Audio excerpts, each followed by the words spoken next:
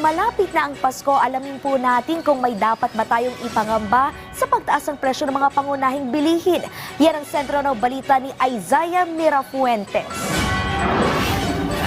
Maagang pumunta ng palengke si Tatay Romel. Bumili siya agad ng isang sako o 25 kilo na bigas para sa kanyang pamilya. Sakto naman na umaarangkada na sa Pasay Public Market ang kadiwa ng Pangulo Kiosk, kaya imbes na 1,500 ang budget niya para sa bigas, 1,000 na lang ang ginastos niya. Sa kadiwa kasi ng Pangulo, mabibili ang tig 40 pesos per kilo na well-milled rice. Sinamantala na ho natin kasi bibihirang dumalaw dito yung kadiwa. Malaking bagay po, makamura tayo sa hirap ng buhay ngayon. Anya, ang natipid niya ay pwedeng pandagdag pa sa baon ng kanyang anak. Samantala ayon sa DA, hindi na magkakaroon pa ng pagsipa ng presyo sa mga pangunahing bilihin ngayong mahigit 1 linggo na lang bago magpasko. Ngayon kasi Pasko I think hindi natin mapigilan tumaas ng presyo ng konti, lalo na kasabay na yung may ASF pa sa baboy.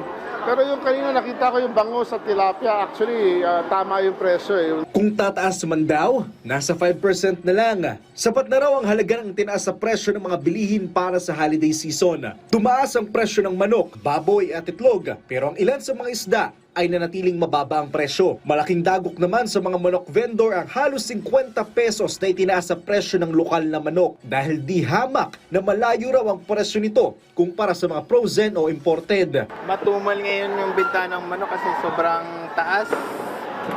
Lalo na yung natatalo kami sa mga imported. Nagpaalala naman ang DA na mandato para sa mga nagtitinda ang paglalagay ng price tag para masiguro ng mga mamimili na tama ang presyo na ibinibigay sa kanila. Actually, medyo na-surprise din ako kanina, to be honest. So, pag meeting namin sa opisina mamaya pagbalik ko.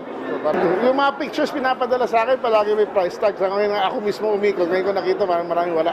Nanindigan naman ang Agriculture Department na walang magiging kakulangan sa supply ng bigas sa bansa. At sa susunod na linggo ay inasahang malalagyan na ng kadiwa ng Pangulo Kiosk ang lahat ng lungsod sa Metro Manila. Isaiah Mirafuentes para sa Pambansang TV sa Bagong Pilipinas.